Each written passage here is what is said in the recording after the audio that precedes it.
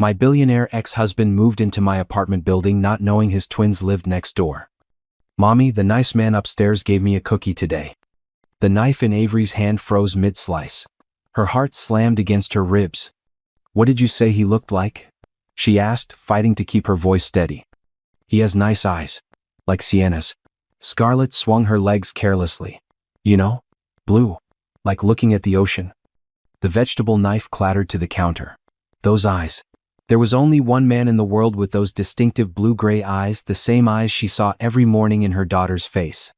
The same eyes that belonged to the billionaire she divorced 5 years ago, while carrying his unborn twins. Welcome back, beautiful people, to M.R. Ashburn Golden Narratives, where love finds its way even through impossible circumstances. To my loyal subscribers, your support means everything. You're the reason these stories come to life. For those joining us for the first time, you've arrived at the perfect moment. Now let's get back to the story. When did you meet him? Avery asked, reaching for a dishcloth to steady herself. Yesterday. When Sienna and I went to return Mrs. Jones's Tupperware. Scarlett reached for a carrot stick. He said we could visit any time. He seemed lonely. Avery's mind raced. Someone had purchased their building 6 months ago. Someone wealthy enough to renovate the penthouse. Someone with the same distinctive eyes as her daughters. Scarlett, you can't just visit strangers. But he's not a stranger. He lives here. Mrs. Jones says he bought the whole building 6 months ago. 6 months. The timing made Avery's stomach tighten. She'd been so consumed with work and single parenting that she hadn't paid attention to the building gossip. That night, after tucking the girls into bed, Avery stood on her small balcony and looked up. The penthouse lights glowed warm against the dark sky. She could hear music drifting down, jazz, the kind Jonathan used to play on Sunday mornings while making breakfast. It can't be him, she whispered to herself. The universe wouldn't be that cruel. But the next morning, she found herself Googling his name. Tech billionaire Jonathan Ashford expands Boston portfolio with historic apartment building acquisition. Ashford renovates Beacon Hill property, moves primary residence from New York. After fraud case acquittal, Ashford rebuilds empire from Boston headquarters. Her fingers trembled as she clicked on a recent photo. There he was, those same blue-gray eyes, his dark hair now threaded with silver at the temples, standing confidently in front of their building. Acquittal, she whispered, the word burning in her throat. Memories surfaced of their last fight, Jonathan insisting he was being framed, her refusing to believe him as news reports painted him as a criminal mastermind who'd embezzled millions. How could I have been so wrong? Avery pressed her palms against her eyes, the weight of her mistake crushing her chest. For the next 2 weeks, she became obsessed with avoiding him, memorizing his schedule, adjusting their routines, tracking the dark penthouse windows like a spy. I saw the penthouse man in the lobby today, Sienna announced one evening. He was carrying grocery bags. Did he see you? Avery's pulse quickened. No. We were getting mail. He went straight to the elevator. Scarlett looked up from her coloring book. Why are you being weird about him? I'm not being weird. You are, Scarlett insisted. Every time we mention him, you get all twitchy. I just like to know who's living in our building. Then go introduce yourself. Scarlett suggested with 4-year-old logic. That's what normal people do. What would you do if your greatest mistake was suddenly living right above you? If the truth you'd been hiding could no longer stay buried? The following week, fate forced her hand. Avery was running late for a client meeting, rushing through the lobby with the girls in tow, when the elevator doors began to close. A hand shot out to stop them. Thank you, she called, herding the girls inside without looking up. No problem. That voice. Deep, familiar, sending electricity through her. Avery kept her eyes glued to her phone, pretending to check emails while every nerve screamed at her to look up.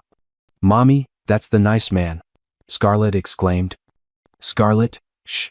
Her finger flew across the phone screen, typing nonsense. But we're late, remember? The elevator ride lasted forever. She felt his attention on them, the weight of his gaze.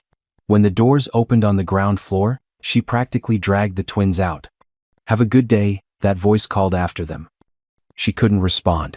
Just kept walking, her heart thundering in her chest. Why were you so rude? Sienna asked once they were safely in the car. I wasn't rude. I was in a hurry. You were rude, Scarlett confirmed. And weird. You're always weird about him. That evening, The girls were unusually quiet at dinner.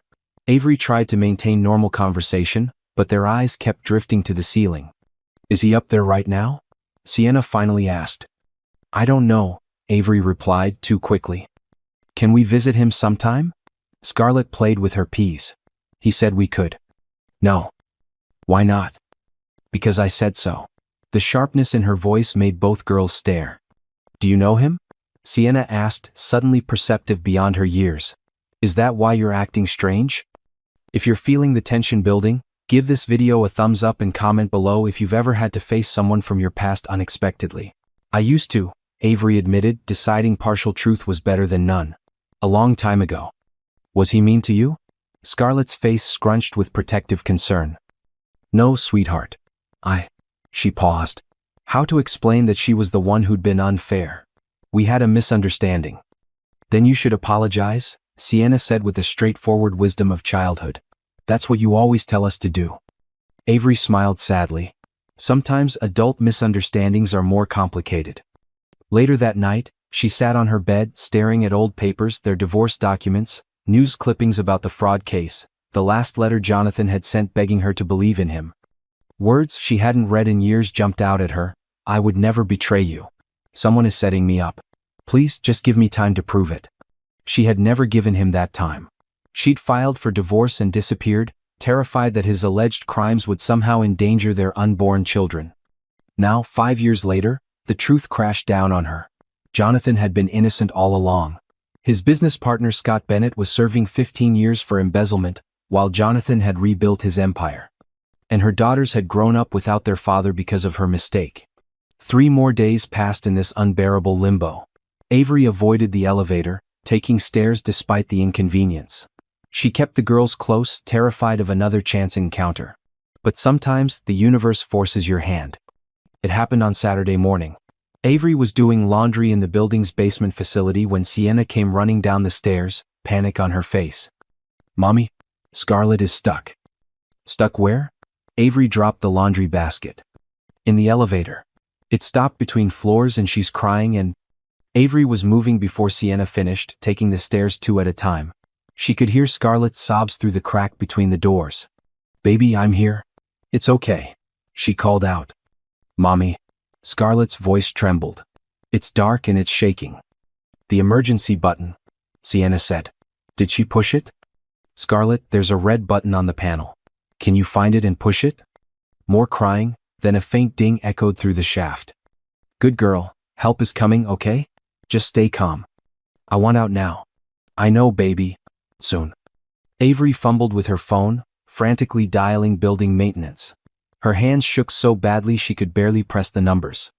That's when she heard footsteps on the stairs. Fast, heavy footsteps coming toward them. What's happening? Avery knew that voice without looking. 5 years dissolved in an instant. She turned, and there he was. Jonathan Ashford. Her ex-husband. The father of her children. Looking exactly as she remembered but somehow more stronger, more grounded, his presence filling the hallway. Their eyes met, and the world stopped. Recognition hit him in stages. Confusion. Disbelief. Shock. The color drained from his face. Avery? Her name came out like a prayer and a curse combined. Jonathan. It was all she could manage. Mommy. Scarlett's voice cracked through the moment. Please get me out. Jonathan's gaze shifted to the elevator, then to Sienna standing beside Avery. She watched as realization dawned on him, the girl's age, her features, those unmistakable blue-gray eyes. How old? He started, but another sob from Scarlett redirected him. We need to get her out first. He was already moving, pulling out his phone, speaking with an authority that made things happen immediately. While he talked, his eyes kept returning to Sienna, studying her face with an intensity that made Avery want to shield her daughter from his gaze. They're sending a technician. But it'll be 20 minutes, Jonathan said, his voice tight with control. Scarlett, can you hear me? Who's that? Came the tiny voice from the elevator. I'm Jonathan. I live in the penthouse. Your mom and sister are right here with me. You're going to be fine, okay? We're getting you out. It's making noises again. That's just the elevator settling. It's safe. I promise. For the next 20 minutes, Jonathan talked Scarlett through her panic while Avery stood frozen, watching him be gentle and patient with a child he didn't know was his. Sienna pressed against Avery's side, confused by the tension crackling in the air. When the technician finally arrived and freed Scarlett, she launched herself into Avery's arms, trembling. Jonathan stepped back, giving them space, but his eyes never left them. "Thank you," Avery whispered over Scarlett's head. "Avery, we need to talk." His voice was steel wrapped in velvet. "Not here. Not now." "Then when?" His control slipped for a moment. "Because I think we have a lot to discuss." Scarlett pulled back from Avery's embrace and looked up at Jonathan. "You're the cookie man." "I am.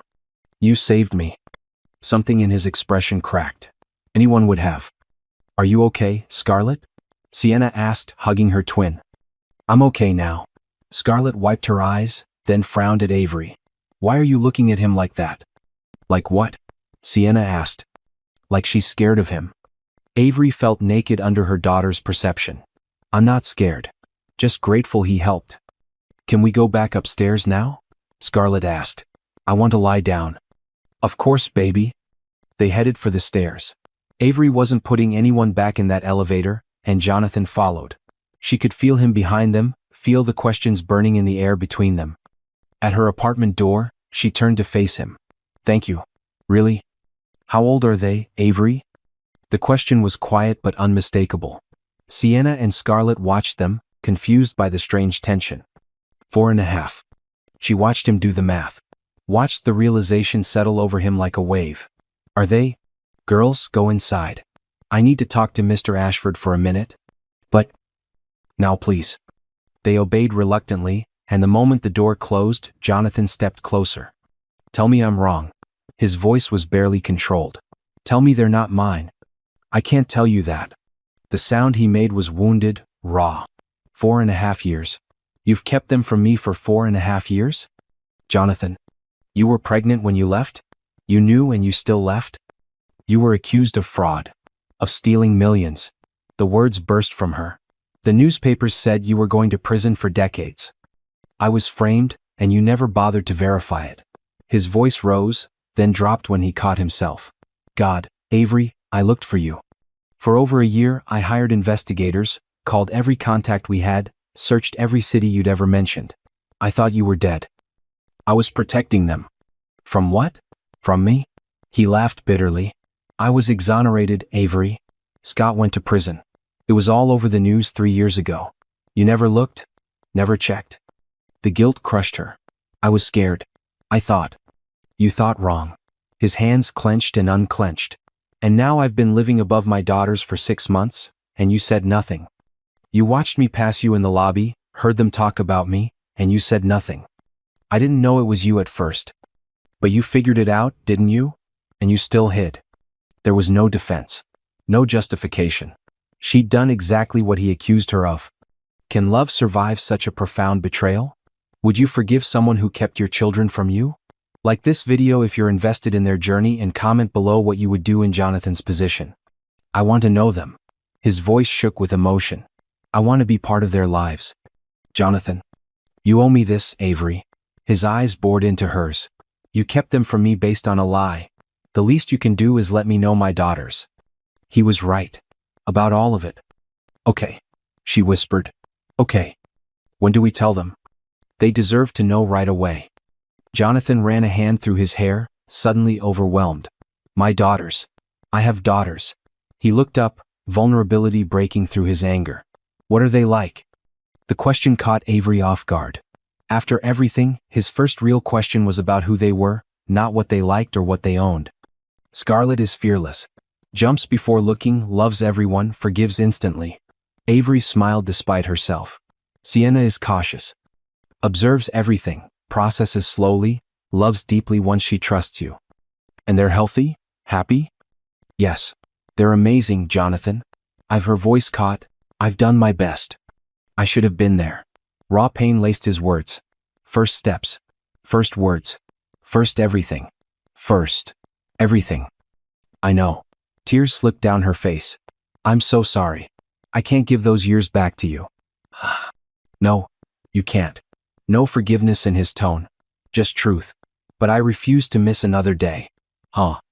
They stood in painful silence, separated by the weight of lost time.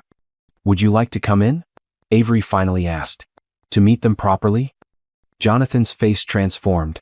Fear and hope battled across his features. Now? No time like the present. They already like you. He nodded, unable to speak. As Avery reached for the doorknob, she paused. Jonathan? They don't know anything about you. About us. I told them their father lived far away. Huh. His jaw tightened. Another lie. Yes. One I need to correct. When they entered the apartment, the twins were sitting on the couch, whispering to each other. They fell silent when Jonathan followed Avery inside. Girls, Avery said, her voice steadier than she felt, I need to talk to you about something important. Scarlett immediately perked up. Is it about the cookie man? Jonathan made a sound somewhere between a laugh and a sob. Yes, Avery said. It's about Jonathan. Avery sat on the coffee table facing the twins, Jonathan standing nervously behind her. Girls, remember when you asked about your daddy? She kept her voice gentle but firm. Sienna nodded solemnly while Scarlett's eyes widened, darting between Avery and Jonathan. Is the cookie man our daddy? Avery's breath caught. Leave it to Scarlett to leap straight to the truth. Yes, Jonathan said, his voice thick with emotion. I am. Scarlett jumped off the couch. I knew it. I told Sienna you looked like us. Sienna remained frozen, her expression guarded. Why haven't you been here before? Jonathan moved slowly, crouching down to their level. Because I didn't know about you until today. Your mom and I had a big fight before you were born, and we lost touch with each other. You didn't know we existed? Sienna's logical mind needed clarity. No. If I had known, I would have been here every day of your lives. His voice cracked. I've missed so much time with you. Scarlett approached him boldly, studying his face. You have the same eyes as us. Yes, I do. Jonathan smiled, tears threatening. You both have my eyes. Why did you and Mommy fight? Scarlett asked. Jonathan glanced at Avery, unsure how to explain. Someone told lies about your daddy, Avery said carefully. Made it look like he did bad things. I believed those lies and left to keep you safe. But you didn't do the bad things? Sienna asked, still cautious. No, Jonathan said gently. I didn't. And the person who lied is in jail now. Scarlett considered this, then declared, Good, lying is bad. It is, Jonathan agreed, his eyes finding Avery's. Very bad. The barb landed. Avery accepted it without defense. So you're really our dad? Sienna asked, still keeping her distance. I am. And if you'll let me, I'd like to get to know you. Be part of your lives. Jonathan's voice was steady despite the emotion in his eyes. Scarlett was already climbing onto his knee. Do we call you Daddy? You can call me whatever feels comfortable, he said. We have time to figure it out. I'll call you Daddy, Scarlett decided immediately. But Sienna needs time. She takes forever to decide things. Despite everything, Jonathan smiled. That's okay. I'm not going anywhere. Sienna stayed on the couch, watching. Mommy says you're rich. Yes, sir. Sienna. Avery protested. Jonathan laughed, the sound warming the room. I have money, yes. Are we rich now too? You're my daughters, he said simply. Whatever I have is yours. Even the big TV? Especially the big TV. That sealed it. Sienna's suspicion softened into cautious curiosity. The next hour passed in a blur of questions. The twins wanted to know everything about Jonathan, where he lived, right upstairs, of course, what he did, owned, company, if he had any pets, not yet, but he'd always wanted a dog. His favorite foods, colors, movies. Jonathan answered each question with wonder in his eyes, as if every word from their mouths was precious.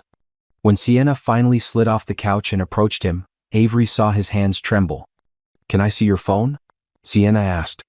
Jonathan handed it over without hesitation. You don't have any pictures of us, she observed, scrolling through his gallery. I'd like to change that, he said softly. If it's okay with you. Sienna considered this, then nodded once. You can take some now. What would you do if you suddenly discovered you had children you never knew about? Drop a heart in the comments if this emotional reunion is touching you. Are you staying for dinner? Scarlett asked, already clinging to Jonathan as if making up for lost time. Jonathan looked to Avery, question in his eyes. Of course he is, she said. What should we have? Pizza. Both girls shouted in unison. Pizza it is, Jonathan agreed. I'll order. Any preferences? Cheese only for Sienna, Avery said. Pepperoni for Scarlett. And for you? Jonathan asked. Still mushroom and olive? The fact that he remembered after 5 years made her chest tighten. Yes. While they waited for the pizza, Jonathan sat on the floor with the twins, looking at their artwork, their books, their toys.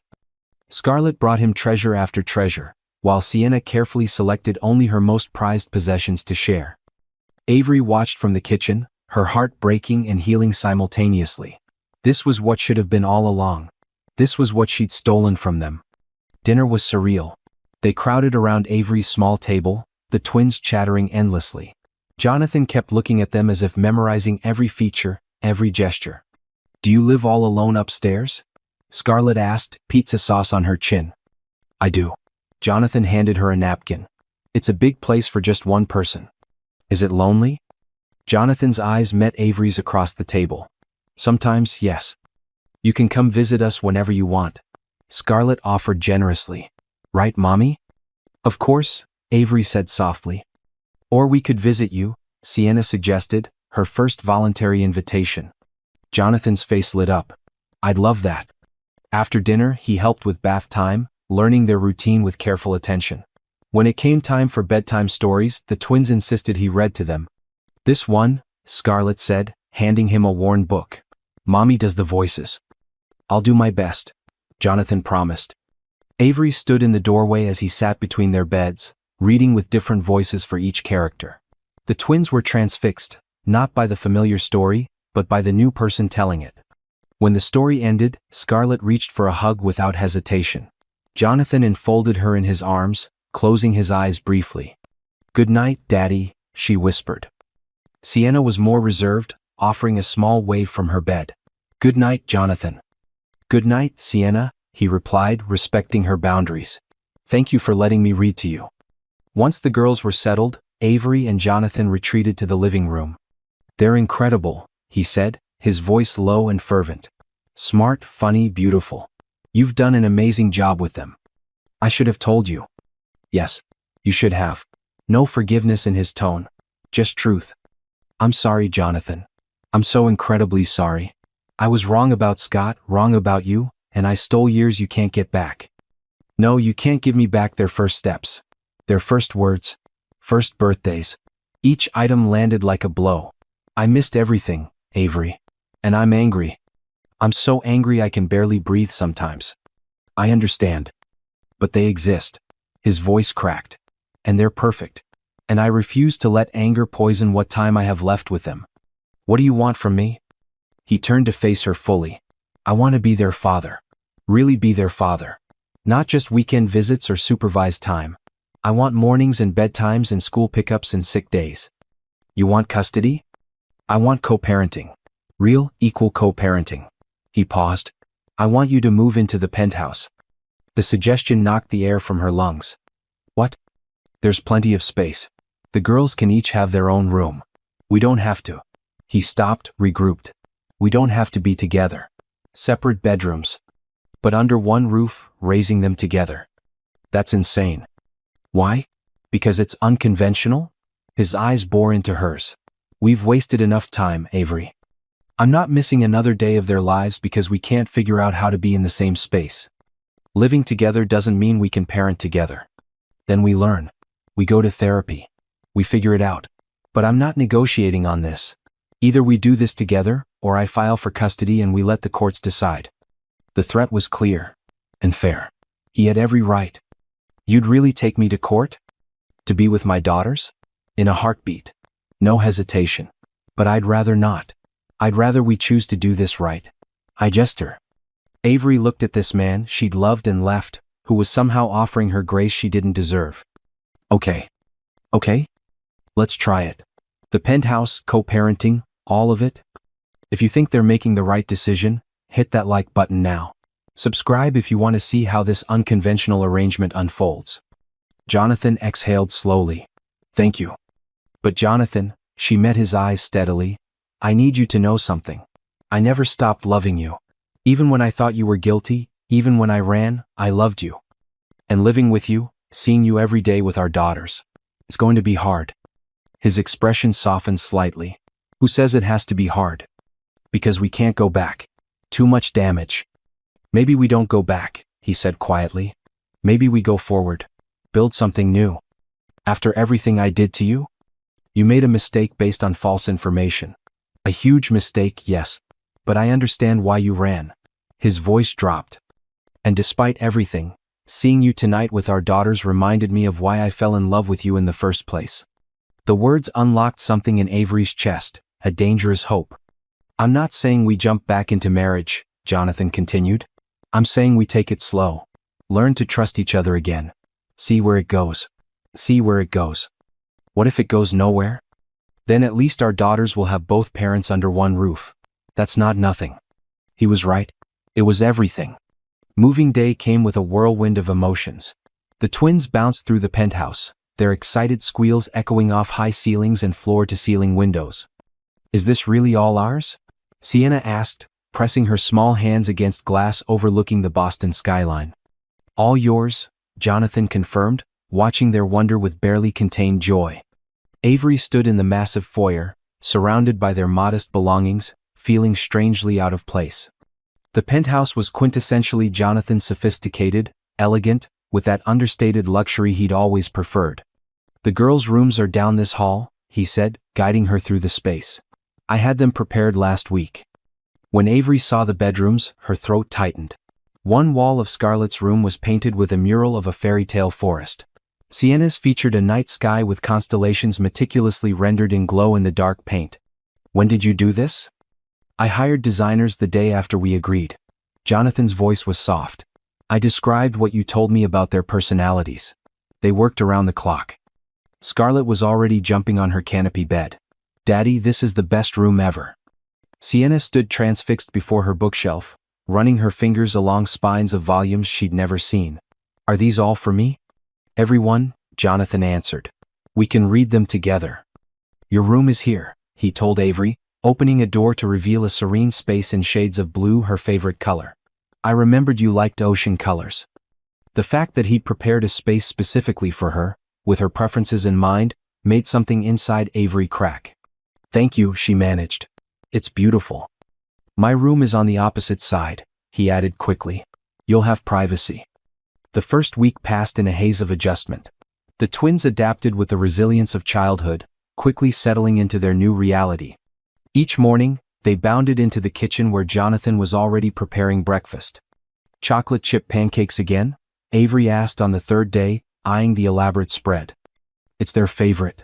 Jonathan flipped another perfectly golden pancake. They can't have dessert for breakfast every day. It's not every day. Yesterday was French toast. With ice cream. Jonathan paused, spatula in hand. Am I overdoing it? Avery softened at the uncertainty in his voice. A little. You don't need to buy their love, Jonathan. They already adore you. Ho. I'm trying to make up for lost time, he admitted quietly. You can't cram 5 years into a week. Watch me try. Despite her concerns, Avery couldn't deny the joy lighting up her daughters' faces. Each time Jonathan introduced them to something new, the rooftop garden, the home theater room, video calls with his parents who wept upon seeing their grandchildren for the first time. Have you ever witnessed someone trying to compress years of love into moments? Comment below if you've experienced the bittersweet rush of making up for lost time. By the second week, they'd established tentative routines. Jonathan handled breakfast and morning drop-off at preschool. Avery did pickup and afternoon activities. They alternated bedtime stories. Dinner was always together, regardless of how awkward the conversation might be. Scarlett thrived in the new arrangement, blossoming under Jonathan's devoted attention. Sienna, however, grew increasingly quiet. She barely touched her dinner. Avery observed one night after the girls were in bed. I noticed. Jonathan rinsed dishes, passing them to Avery to load in the dishwasher, a domestic rhythm they'd fallen into without discussion. And she's having nightmares. How do you know? I hear her. 3 nights this week. Avery leaned against the counter. She's struggling with the changes. Should we be concerned? I think we should talk to someone. A family therapist. Jonathan nodded, relief evident in his expression. I've already researched some options. Of course you have. Avery couldn't help smiling. Dr. Morrison's office was warm and inviting, with comfortable chairs arranged in a circle and toys discreetly available for the twins. "So," the therapist said once they were settled, "tell me how this arrangement came about." Jonathan and Avery exchanged glances. "The short version," Jonathan said, "is that Avery left me 5 years ago believing I'd committed fraud. She was pregnant with twins but never told me. I was exonerated, but we had no contact until recently when I coincidentally bought the building where she and the girls lived." Dr. Morrison's eyebrows rose slightly. "And now you're all living together?"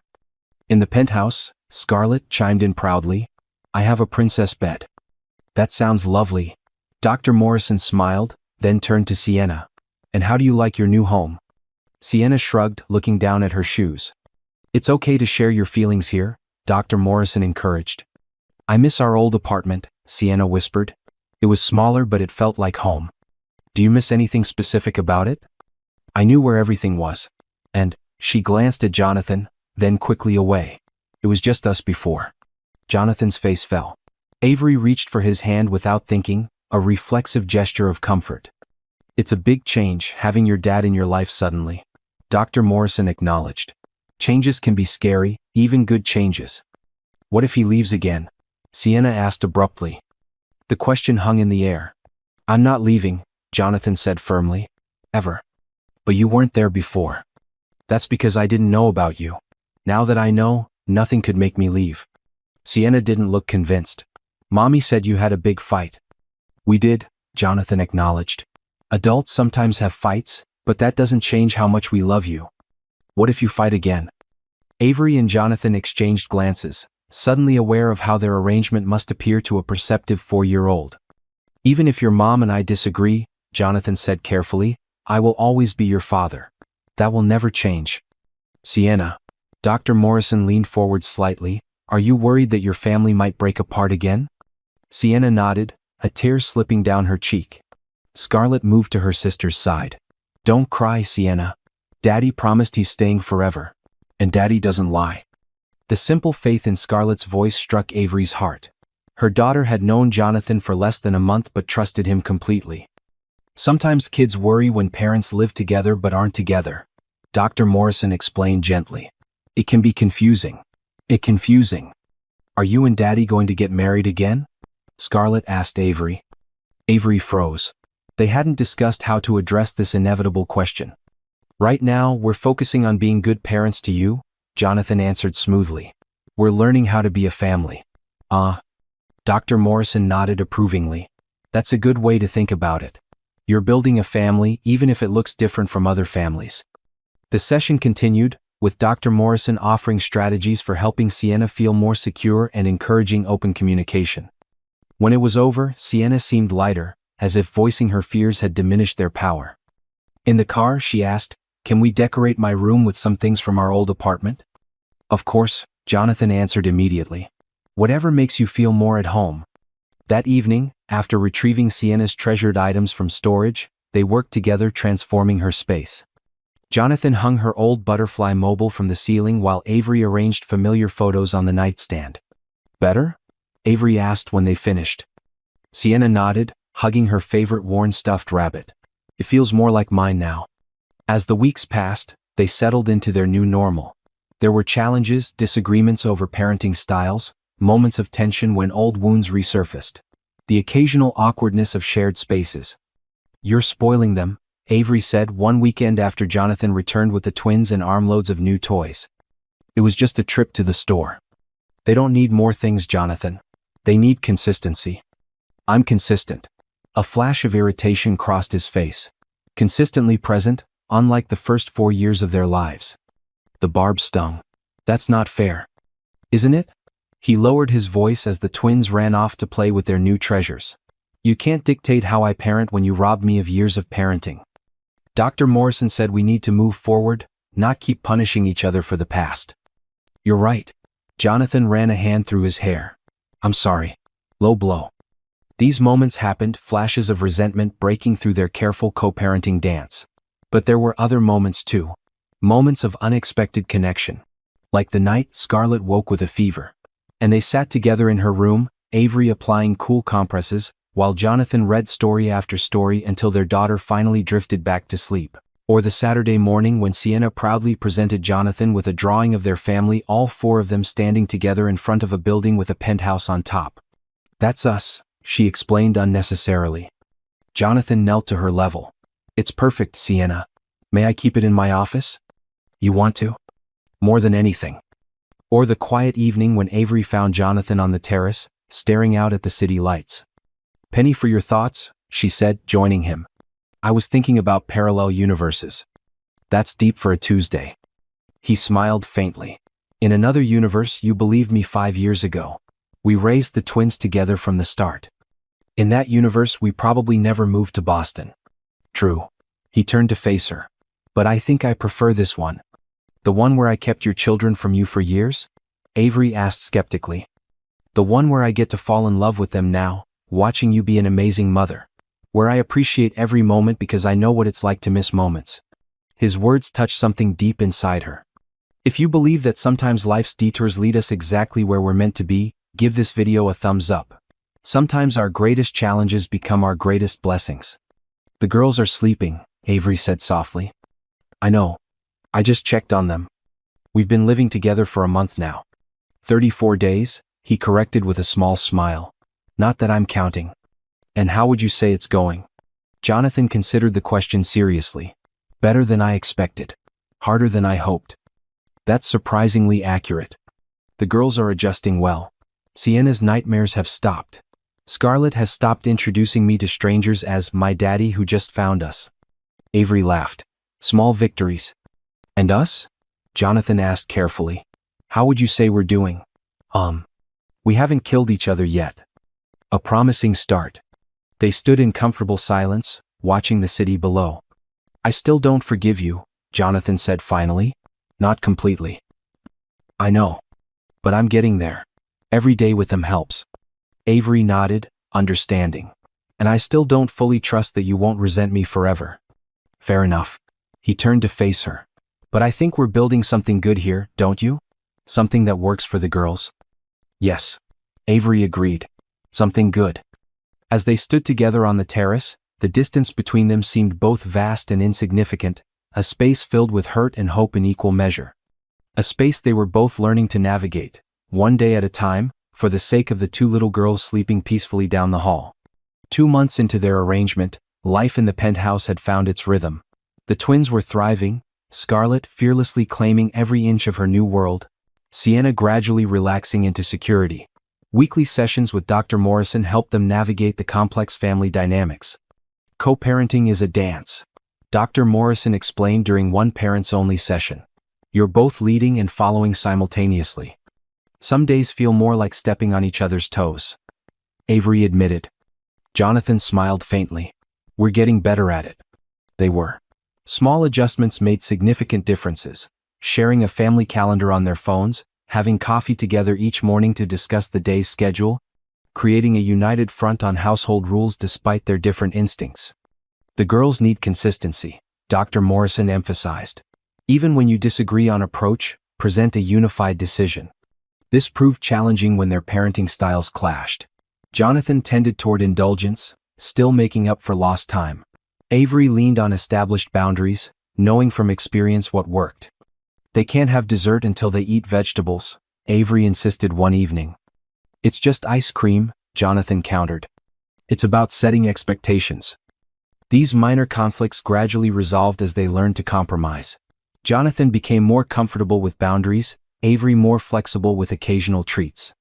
They discovered their complementary strengths, his patience with homework, her efficiency with morning routines. The twins flourished under their combined attention. Sienna, once hesitant around Jonathan, now sought him specifically for reading time, curling beside him with books beyond her years. "She's gifted," Jonathan observed one evening after helping her sound out words most 4-year-olds couldn't recognize. "I know," Avery said. "The preschool suggested advanced placement. Have you considered the Wellington Academy? Their early education program is exceptional." "On a teacher's salary? Those schools cost more than my annual income." Jonathan looked surprised.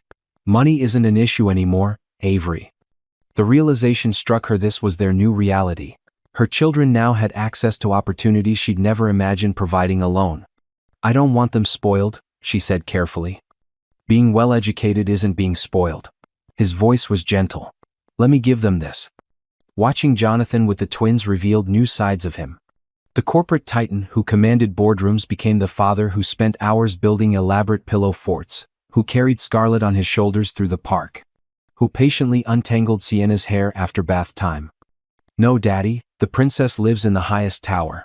Scarlett corrected him during their weekly game of make-believe. "Of course, Your Highness. How could I forget?" Jonathan adjusted the blanket hanging from the dining chair, creating a higher castle turret. "And dragons can't talk," Sienna added seriously from behind her book.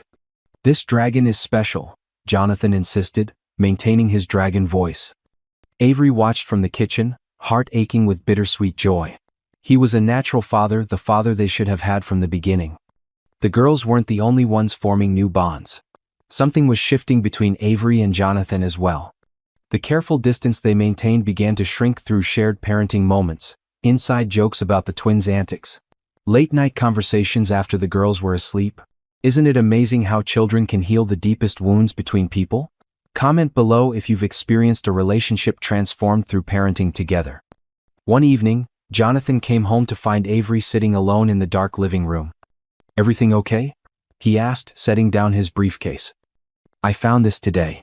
She held up a small photo album, while reorganizing the storage closet. Jonathan sat beside her, maintaining a respectful distance. "What is it?" "Their baby book." Her voice caught. "All their firsts that you missed." "Huh?" He stilled, understanding the significance. "Avery. First smile. First steps. First words." She opened the album with trembling hands. "I documented everything, thinking someday when they were older, they could look back and see how they grew." "May I?" he asked quietly. She handed him the album. As he turned the pages, she watched his expression change, wonder, grief, joy cycling across his face. "Scarlett's first word was more," Avery said softly. "Sienna's was moon." Of course it was. Jonathan traced the photos with gentle fingers. They had chicken pox together when they were 2. Scarlett recovered in 3 days. Sienna took a week. They both have my eyes, but Sienna has your focus. That intense concentration. And Scarlett has your smile. Your exact smile. They sat together, Avery narrating the milestones captured in each photo. When she reached the twins' 3rd birthday, Jonathan closed the album. "Thank you," he said, his voice rough with emotion, "for preserving these moments. For letting me see them now. I should have shared them with you from the beginning." "Yes, you should have." The familiar refrain, but softer now. "But you're sharing them now." The guilt Avery carried remained heavy despite the passing weeks. She watched Jonathan create new memories with their daughters while knowing he would never recover those first precious years. "I robbed all 3 of you," she confessed during their next therapy session. "I can't stop thinking about it." "Avery, you made a decision based on the information you had," Dr. Morrison reminded her. "Information I never verified. Assumptions I never questioned. I green won the one." "You were protecting your children," Jonathan said unexpectedly. "Your methods were wrong, but your instinct wasn't." His words surprised her. "You're defending me now?" "Not defending. Understanding." His eyes met hers. "I've had time to think about how it looked from your perspective. The news coverage was devastating. Everyone believed I was guilty. But I knew you. I should have trusted what I knew of your character." "Fear is powerful," Dr. Morrison observed, "especially when protecting your children." Jonathan nodded slowly. "The anger I've been holding, it's exhausting. And it doesn't change anything. Forgiveness is a process," Dr. Morrison said gently, "not a single decision." "I'm working on it," Jonathan replied, glancing at Avery. "Every day." Despite these moments of understanding, Jonathan still struggled with occasional resentment. It surfaced unexpectedly when friends met the twins for the first time, when he discovered milestones that had passed without him, when well-meaning strangers assumed he was a new boyfriend rather than the girl's father. "They called me Mommy's friend at preschool today," he told Avery one evening, frustration evident in his voice. "We'll correct them tomorrow." "It shouldn't need correcting. I should have been there from the start." These moments became less frequent but never disappeared entirely. The hurt ran too deep for simple resolution. Then came the crisis that changed everything. It began with a call from the preschool. Sienna had a fever. By the time Avery arrived, the little girl was burning up, listless in the nurse's office. 102.5, the nurse reported. It came on suddenly during snack time. "I'll take her straight to the doctor," Avery said, gathering Sienna into her arms. Jonathan met them at the pediatrician's office, having rearranged his entire day's schedule with a single phone call. "Possible strep throat," the doctor diagnosed after examining Sienna. "We'll run a test, but I'm starting antibiotics now." As they waited for the pharmacy, Sienna's condition worsened. Her fever climbed despite medication, her breathing became labored, and a rash appeared on her neck. "Something's wrong," Avery said, alarm rising. "This isn't just strep." Jonathan already had his keys out. "We're going to the emergency room. Now." The next 12 hours blurred into a nightmare of hospital corridors, medical terms, and mounting fear. Scarlett was collected by Jonathan's assistant, while they remained at Sienna's bedside as doctors worked to stabilize her. "Scarlet fever," the specialist finally explained. "A severe form of strep that's escalated quickly. We need to get her fever down and monitor for complications." Through the night, they took turns holding Sienna's small hand, wiping her forehead with cool cloths, murmuring reassurances when she woke disoriented. "Stay with me," Jonathan told Avery when she tried to insist he go home for rest. "We do this together." They sat side by side in uncomfortable hospital chairs, their shoulders touching, united completely in their concern for their daughter. In the darkest hour before dawn, Sienna's fever finally broke. As relief washed over them, Avery found herself leaning against Jonathan, his arm around her shoulders, their exhaustion and gratitude mingling. "I was so scared," she whispered. "I know." His voice rumbled against her cheek. "Me too. You were amazing with her. So calm. Only on the outside." His arms tightened around her. "Inside, I was terrified of losing her just when I found her." They stayed that way, finding comfort in each other's presence until Sienna stirred again. "Mommy? Daddy?" Her small voice was hoarse but stronger. "We're here, sweetheart," they answered in unison, moving to her bedside together. Sienna looked between them, her fever-bright eyes clearing.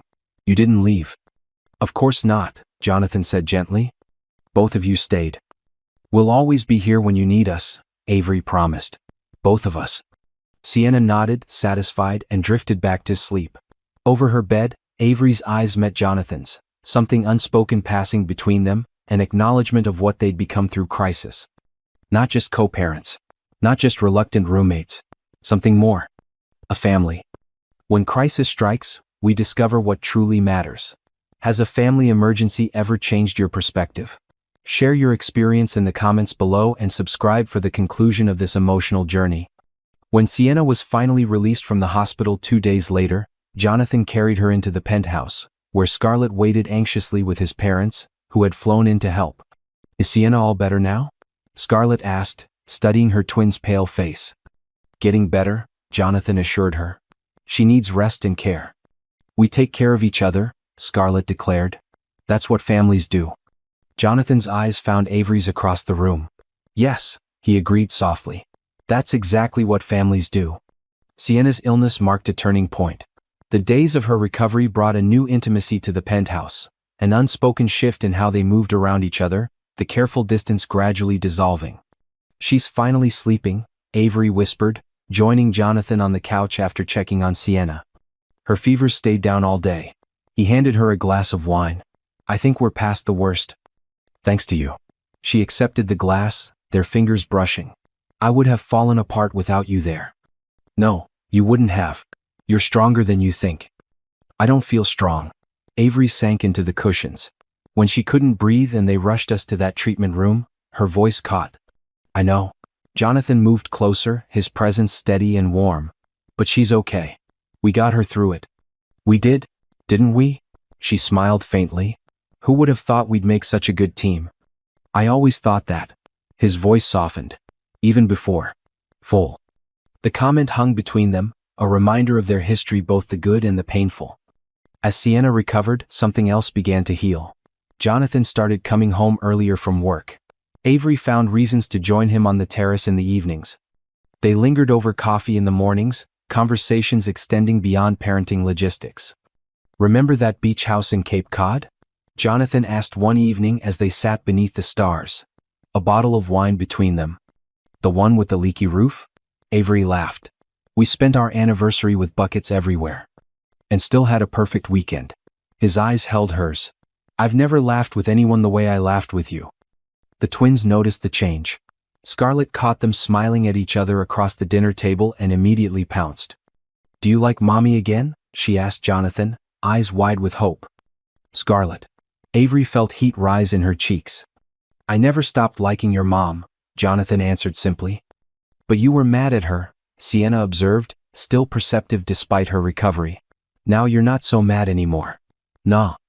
I'm working on not being mad, he acknowledged honestly. Because being angry doesn't help anyone. Especially not us, Scarlett declared. Dr. Morrison says feelings are okay, but we have to deal with them. Ah. Jonathan smiled. Dr. Morrison is very wise. Later, after the twins were asleep, Avery found Jonathan on the terrace, their unofficial meeting place for difficult conversations. Thank you for what you said to Scarlett, she offered, joining him at the railing. About working on not being angry. I meant it. He gazed out at the city lights. I'm tired of letting the past dictate our future. You have every right to be angry with me. Rights don't equal happiness, Avery. He turned to face her. Being right doesn't keep me warm at night. The simple statement struck her deeply. What are we doing here, Jonathan, really? Raising our daughters. Building a life. Finding our way back to each other, maybe? He shrugged, a gesture of vulnerability. If that's even possible. Is it? After everything? I don't know. His honesty was refreshing. But I'm exhausted from pretending I don't still have feelings for you. From keeping this careful distance when all I want. He stopped, collecting himself. What do you want? She whispered. I want to stop being afraid of getting hurt again. I want to trust you. I want to find out if there's still an us underneath all this pain. Avery's heart raced. I want that too. I never stopped loving you, Jonathan. Even when I left. Even when I thought the worst. I loved you so much it terrified me. Why? Because loving someone that deeply means they can destroy you. Her voice trembled. When I thought you'd betrayed your company, betrayed us, it felt like my world had collapsed. I would never have betrayed you. I know that now. I should have known it then. Jonathan stepped closer, his hands finding hers in the darkness. We can't change the past, Avery. We can only decide what happens next. What if we try and it falls apart again? Then we try harder. His thumb traced circles on her palm. Or maybe we accept that sometimes love isn't enough without trust, without communication. But at least we'll know we tried. The girls would be devastated if we failed. We won't tell them until we're sure. Until we know this is real and lasting. He lifted her chin gently. But Avery, I think they already see it. Children sense these things. She couldn't argue with that. The twins had been watching them with hopeful eyes, orchestrating family activities with transparent intentions. Daddy, you should sit by Mommy, Scarlett had instructed during movie night. So you can share the popcorn. Slow. Avery whispered now. We need to take this slow. As slow as you need. His eyes never left hers. I'm not going anywhere. That night something shifted. The wall between them built of hurt and guilt and lost years didn't crumble all at once. But a door appeared, a possibility. They began with small steps. A goodnight kiss on the cheek. Holding hands while walking the twins to the park. Conversations that stretched late into the night, rediscovering each other beyond their roles as co-parents. You've changed, Avery observed one evening. You're more patient than before. Losing everything gives you perspective. Jonathan smiled wryly. And you? You're stronger now. More independent. Single parenting will do that. These moments of reconnection weren't without challenges. Old wounds reopened unexpectedly, triggered by innocent comments or memories. I found their first sonogram picture, Avery mentioned casually one morning. Jonathan's expression darkened instantly. Another moment I missed. The tension returned, familiar and sharp. But rather than retreat to separate corners as they would have weeks earlier, they faced it directly. I'm sorry, Avery said simply. I know those words aren't enough, but I am truly, deeply sorry for taking that from you. I know, Jonathan sighed. And intellectually, I've forgiven you. But sometimes the emotions ambush me. Tell me when they do. Don't shut down. We need to talk through it. Even when it hurts? Especially then. She reached for his hand. That's how we heal. Dr. Morrison approved of their approach when they discussed it in therapy. You're creating new patterns, she observed. Building communication where there was silence before. That's significant progress. It still feels fragile, Jonathan admitted. Of course it does. Trust, once broken, rebuilds slowly. Have you ever tried rebuilding a relationship that seemed beyond repair? Drop a heart in the comments if you believe in second chances and subscribe to see how this family's journey concludes. 6 weeks after Sienna's illness, Jonathan planned a family day at the Boston Children's Museum. The twins raced ahead, exploring exhibits with boundless energy while their parents followed, hands brushing occasionally as they walked. They're thriving, Jonathan noted, watching Sienna confidently explain a science exhibit to her sister. Look how much Sienna has come out of her shell. Having you in her life has made all the difference. Avery's voice was soft. In both their lives. And in yours? His question was careful, hesitant. Instead of answering, Avery stretched up and kissed him, their first real kiss since reuniting. Brief, tender, a promise rather than passion. Does that answer your question? She whispered. His smile was answer enough. That evening, after the twins were in bed, exhausted from their adventure, Jonathan took Avery's hand and led her to the terrace. Tea lights twinkled along the railing, and soft music played from hidden speakers. What's this? She asked, breath catching. A proper date. Jonathan looked suddenly nervous. I realized we've been rebuilding our relationship without actually dating. Are you asking me out, Mr. Ashford? I'm asking for a dance, Miss Parker. He extended his hand with formal grace. And then maybe a chance to court you properly. Court me? She laughed, stepping into his arms. That sounds old-fashioned. I am old-fashioned. His arms encircled her waist. I believe in doing things right the second time around. They swayed together beneath the stars, the city lights twinkling below. It felt both familiar and entirely new, the same arms that had held her years ago, but a different man. A different woman. I love you, Jonathan whispered against her hair. I never stopped. Even when I wanted to. Avery looked up at him, seeing everything, the pain she'd caused, the forgiveness he'd struggled to give, the love that had somehow survived it all. I love you too. Always have. Always will. The kiss that followed sealed something between them, not an ending to their journey, but a new beginning. 2 weeks later, Jonathan formally moved into Avery's bedroom. The twins, observing the new sleeping arrangement with barely contained glee, took it as confirmation of what they'd already suspected. Are you getting married again? Sienna asked over breakfast. Jonathan nearly choked on his coffee. We're taking things one step at a time, sweetheart. But you love each other, Scarlett stated confidently. We can tell. Yes, we do, Avery confirmed, meeting Jonathan's eyes across the table. Very much. Then you should get married. That's what people do when they love each other. Scarlett's logic was impeccable to her 4-year-old mind. Sometimes people need time, Jonathan explained gently, even when they love each other very much. But time had a way of clarifying priorities. After 3 months of rebuilding their relationship, navigating old hurts, creating new memories, learning to communicate honestly, Jonathan planned one final surprise. We're having dinner on the roof, he announced one evening. Just the two of us. I've arranged for Mrs. Reynolds to watch the girls. The rooftop garden had been transformed. Lanterns cast a golden glow over flowers and greenery. A small table was set with elegant simplicity. This is beautiful, Avery breathed. Over dinner, they talked about everything and nothing: the twins' latest adventures, Jonathan's new business venture, Avery's decision to return to teaching part-time. The conversation flowed easily, punctuated by laughter and comfortable silences. As dessert arrived, Jonathan grew quiet. Something on your mind? Avery asked. Everything. He reached for her hands across the table. 5 years ago, I thought I'd lost you forever. Now you're back in my life, along with 2 daughters I never knew I could love so completely. Jonathan. Let me finish. His voice was gentle but determined. What happened between us was painful. The years apart were excruciating. But somehow, against all odds, we found our way back to each other. He slipped from his chair, kneeling before her. I'm not asking you to forget the past. I'm asking you to build a future with me intentionally, honestly, with our eyes wide open. From his pocket, he withdrew a ring, not the diamond she'd worn before, but something new. a sapphire surrounded by smaller stones that caught the lantern light. Avery Parker, will you marry me again? Will you let me be your husband, knowing everything we know now about how precious and fragile love can be? Tears streamed down her face. Yes, she whispered. Yes. He slipped the ring onto her finger, then gathered her into his arms. Their kiss tasted of new beginnings and hard-earned wisdom. The girls will be ecstatic. Avery laughed through her tears. I already asked for their permission, Jonathan confessed. Scarlett suggested I use her fairy lights. Sienna recommended the roof because you like stars. They knew before I did? They helped plan it.